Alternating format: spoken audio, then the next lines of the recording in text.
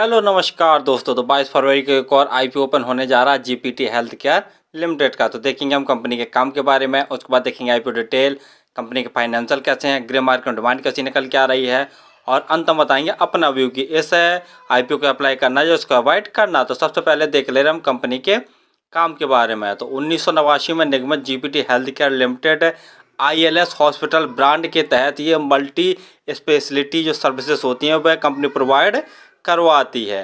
Company 35 से ज़्यादा speciality and super speciality services provide करवाती है। इनकी सर्विसेज में देख लिया जाए तो इंटरनेशनल मेडिसिन है, डायबिटीजोलॉजी, नेफ्रोलॉजी एंड किडनी ट्रांसप्लांट्स है, लेप्रोस्कोपिक, जनरल सर्जरी, गायकोनोलॉजी और कार्डियोलॉजी, न्यूरोलॉजी, न्यूरोसर्जरी और भी देख लिया जाए तो कई प्रकार की सर्विसेज जो कि प्रोवाइड करवाती है। और कंपनी साथ साथ में integrated diagnostic services and pharmacy भी ऑफर करती है। जीपीटी हेल्थ केयर हॉस्पिटल के 4 हॉस्पिटल हैं, जो कि एक तो साल्ट लेक कोलकाता पश्चिम बंगाल में स्थित है, यह 85 बेड्स वाला हॉस्पिटल है। और दूसरा अगरतला, यहाँ पर 205 बेड्स का हॉस्पिटल है। और दमदम कोलकाता पश्चिम बंगाल, यहाँ पर भी 155 बेड्स का हॉस्पिटल है। और हावड़ा पश्चिम बंगाल, यहाँ पर भी 116 बेड्स का हॉस्पिटल है। यानी पश्चिम बंगाल के अंदर देख लिया जाए तो 3 हॉस्पिटल्स हैं और एक त्रिपुरा अगरतला में है। तो कंपनी का काम तो लगभग आपको समझ में आ गया होगा कि हॉस्पिटल सेक्टर की कंपनी है। चलिए अब देख ले रहे हम आईपीओ की डिटेल के बारे में। आईपीओ 22 फरवरी को ओपन होने जा रहा है और 26 फरवरी तक यह ओपन रहेगा। प्राइस बैंड देख ले रहे हैं तो 177 रुपये से 186 रुपये पर शेयर का प्राइस बैंड रखा गया है।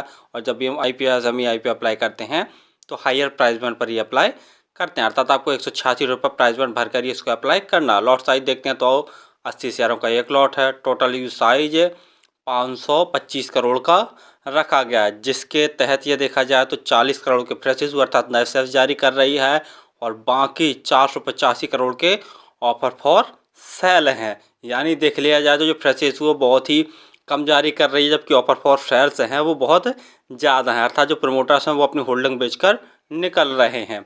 लिस्टिंग बीएसई और एनएसई दोनों पर होगी। अलॉटमेंट देख ले रहे तो 27 फरवरी को इसका आपको अलॉटमेंट पता चल जाएगा। और यदि आपका आईपीओ अलॉट नहीं होता है तो 28 फरवरी तक आपके पैसे रिफंड वापस आपके अकाउंट में आ जाएंगे। लिस्टिंग डेट 29 फरवरी रखी गई है। और रिजर्वेशन में देखे ले रहे हैं तो क्यूआईबी के लिए 50% का रिजर्वेशन है, रिटेल भाइयों के लिए 35% का, और जो एसएनआई कैटेगरी में अप्लाई करना चाहते हैं उनके लिए 15% का रिजर्वेशन रखा गया है। रिटेल कैटेगरी में यदि आप एक लॉट अप्लाई करते हैं तो आपको 14,880 रुपये खर्च करने पड़ेंगे। और रिटेल कैटेगरी में मैक्सिमम आप 13 लॉट अप्लाई कर सकते हैं। यदि स्मॉल एसएनआई कैटेगरी में अप्लाई करना चाहते हैं तो कम से कम आपको 14 लॉट अप्लाई करने पड़ेंगे, जिसके लिए आपको 2,08,320 रुपये खर्च करने पड़ेंगे। और यदि बिग एसएनआई कैटेगरी में अप्लाई करना चाहते हैं तो कम से कम आपको 68 लॉट अप्लाई करने पड़ेंगे, जिसके लिए आपको 10,11,840 रुपये खर्च करने पड़ेंगे। ROE 23.59%, ROC 26.09%, debt on equity 0.39 है।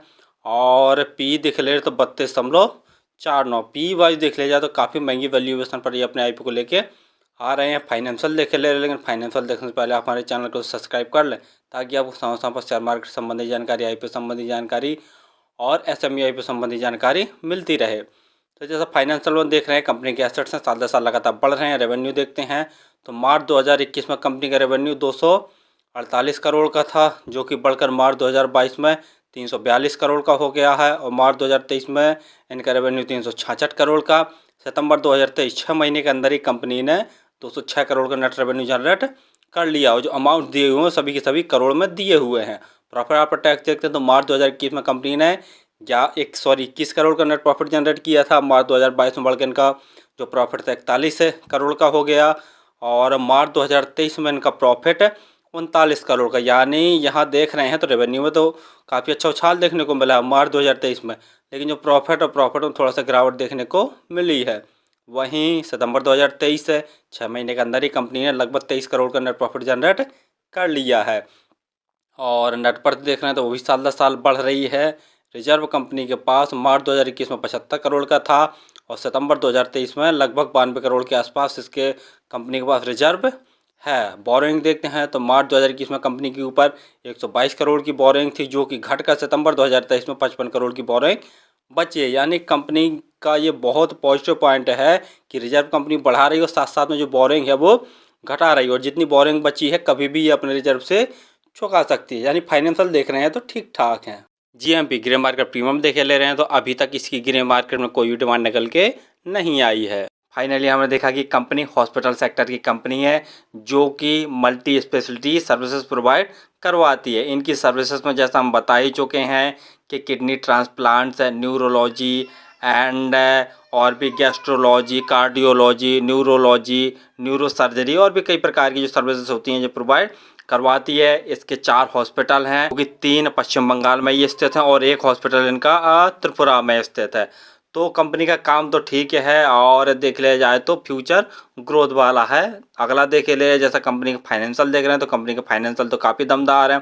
साल दर साल इनके टोटल रेवेन्यू में ग्रोथ देखने को मिल रहा है, प्रॉफिट आफ्टर टैक्स में भी काफ़ी अच्छा चाल देखने को मिल रहा है, और बोरिंग भी कंपनी की बहुत कम है, जब भी चाहेगी अपने रिजर्व से चुका सकती है। लेकिन पी वाइज देख लिया जाए तो थोड़ा तो महंगी वैल्यूएशन पर अपने आईपीओ को लेके आए हैं। और दूसरी नेगेटिव पॉइंट वाली बात ये है कि जो भी अपना ये आईपीओ साइज रखे हैं उसमें से देख लिया जाए तो लगभग 485 करोड़ के ऑफर फॉर शेयर्स हैं। यानी प्रोमोटर्स अपनी होल्डिंग बेचकर निकल रहे हैं। जो आईपीओ के तहत कंपनी पैसा जुटाएगी उसका यूज कंपनी की ग्रोथ के लिए खर्च नहीं किया जाए। तो सबसे नेगेटिव पॉइंट वाली बात यहाँ पर है, जिसके कारण ग्रे मार्केट में भी कोई डिमांड नहीं चल रही है। तो मेरे हिसाब से तो इस आईपीओ को भी अवॉइड ही करना चाहिए, क्योंकि प्रॉफिट होने के चांसेस है बहुत कम है अभी तो मुश्किल से 2 या 4 या 5% जैसा ही प्रॉफिट मिलेगा। और बाकी किसी आईपीओ या एसएमई आईपीओ में अप्लाई करने से पहले उसको हम एनालिसिस करके और अपने रिस्क पर ही किया करें। धन्यवाद।